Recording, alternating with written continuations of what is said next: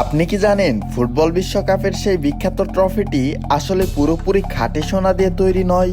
তাহলে এটি কি দিয়ে বানানো হয়? ভেতরে কি সলিড সোনা আছে নাকি শুধু সোনার প্রলেপ? আর কেনই বা এই ট্রফিটি তৈরির সময় এটাকে বিশেষ এক অ্যালকোহলের মধ্যে ডুবিয়ে রাখা হয়? শুধু তাই নয়, যে ট্রফির জন্য সেরা ফুটবলারেরা বছরের পর বছর কঠোর পরিশ্রম করে, যার একটি ঝলক দেখার জন্য কোটি কোটি মানুষ অপেক্ষা করে, সেই ট্রফির পেছনে লুকিয়ে আছে অবিশ্বাস্য কিছু রহস্য। রয়েছে শত বছরের ইতিহাস এবং এমন কিছু কারিগরি প্রযুক্তি যা জানলে আপনি সত্যিই অবাক হয়ে যাবেন। আজকের ভিডিওতে আমরা জানবো বিশ্বকাপ ট্রফি আসলে কি দিয়ে এবং কিভাবে তৈরি, এর ভেতরে কি আছে এবং কেন এর দাম শত কোটি টাকার বেশি বলেও ধরা হয়, এবং দেখব শুরু থেকে শেষ পর্যন্ত তৈরির এর সম্পূর্ণ প্রক্রিয়া। তো স্বাগতম আপনাদের মায়াবিন্দুর আরও একটি নতুন ভিডিওতে। প্রথম বিশ্বকাপ আয়োজন করা হয় 1930 সালে। সেই সময় কেউ কল্পনাও করতে পারেনি যে একদিন এই টুর্নামেন্ট পৃথিবীর সবচাইতে বড় জনপ্রিয় ক্রীড়া আসরে পরিণত হবে।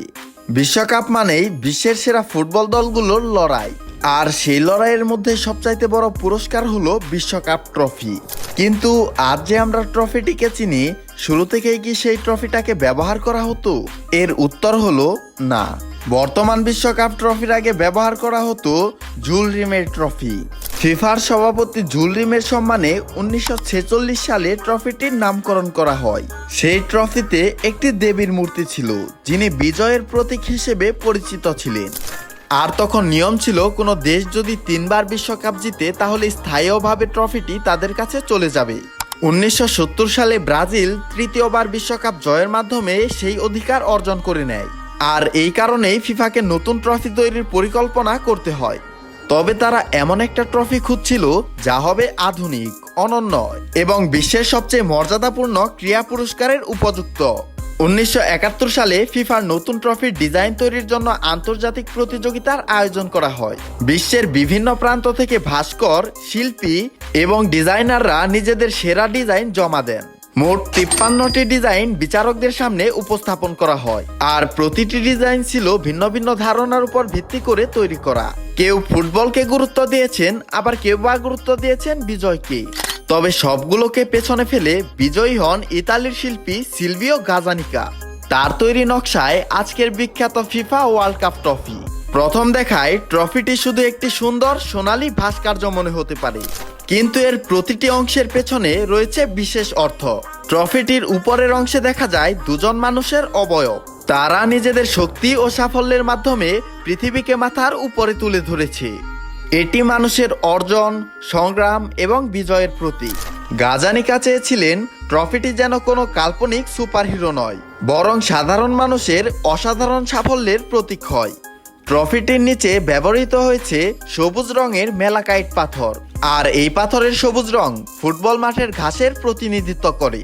আর এই কারণেই ট্রফিটি শুধু একটি পুরস্কার নয়, বরং পুরো ফুটবল বিশ্বের প্রতীক হিসেবে বিবেচিত হয়।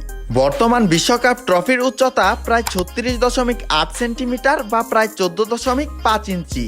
এই ট্রফিটি 18 ক্যারেট সোনা দিয়ে তৈরি। প্রথম দেখায় এটিকে ছোট মনে হলেও হাতে তুললে এর ওজন সহজেই অনুভব করা যায়। বিশ্বকাপ জয়ের পর খেলোয়াড়দের ট্রফি উঁচু করে ধরতে দেখা যায়। 2002 সালে দেওয়া এক সাক্ষাৎকারে সিলভিও গাজানিকা বলেছিলেন, ট্রফিটির ধারণা তার মাথায় আসে মানুষের আবেগ, সংগ্রাম এবং বিজয়ের গল্প থেকে। কিন্তু মজার বিষয় হলো, তিনি ট্রফির ডিজাইনার হলেও এর মালিক কিন্তু ছিল ফিফা। ফিফার নিয়ম অনুযায়ী ট্রফির সমস্ত ডিজাইনের অধিকার একমাত্র ফিফার কাছেই থাকে। ফলে বিশ্বের সবচাইতে বিখ্যাত ট্রফির ডিজাইনার হলেও তিনি এর স্বত্বাধিকার পাননি। 2016 সালে এই কিংবদন্তি শিল্পী পৃথিবীকে বিদায় জানান। অনেকেই মনে করেন বিশ্বকাপ জয়ী দল আসল ট্রফিটি চিরকালের জন্য নিজেদের কাছে রাখেন, কিন্তু বাস্তবে বিষয়টি ভিন্ন। বর্তমানে আসল ট্রফিটি সংরক্ষিত আছে ফিফা ওয়ার্ল্ড ফুটবল মিউজিয়ামে। বিশ্বকাপ জয়ী দলকে আসল ট্রফিটি শুধুমাত্র পুরস্কার বিতরণী অনুষ্ঠানেই দেওয়া হয়, পরবর্তীতে সেটিকে আবার ফিরিয়েও নেওয়া হয়। দলগুলো নিজেদের জন্য তৈরি একটা বিশেষ প্রতিরূপ ট্রফি পায়, আর এভাবেই আসল ট্রফির নিরাপত্তা নিশ্চিত হয়। এবার চলুন জেনে নেওয়া যাক সবচেয়ে আকর্ষণীয় অংশ, ট্রফি তৈরির পুরো প্রক্রিয়া। প্রথমে ডিজাইন অনুযায়ী একটি বিস্তারিত ত্রিমাত্রিক মডেল তৈরি করা হয়। এরপর কারিগররা ধাতুর উপর হাতে হাতে সূক্ষ্ম নকশা ফুটিয়ে তোলেন। এই ধাপে সামান্য ভুলও পুরো কাঠামোটাকে নষ্ট করে দিতে পারে, আর তাই প্রত্যেকটি অংশ অত্যন্ত সতর্কতার সাথে তৈরি করা হয়। এরপর ট্রফির গায়ে বিশেষ যন্ত্রের সাহায্যে ঘষা মাজা করা হয়, এতে এর পৃষ্ঠ আরও মসৃণ ও উজ্জ্বল হয়ে ওঠে।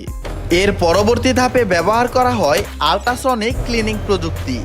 পরিষ্কার করার পর শুরু হয় সবচাইতে মূল্যবান ধাপ। ট্রফির গায়ে অত্যন্ত নিখুঁতভাবে 18 ক্যারেট সোনার স্তর প্রয়োগ করা হয়।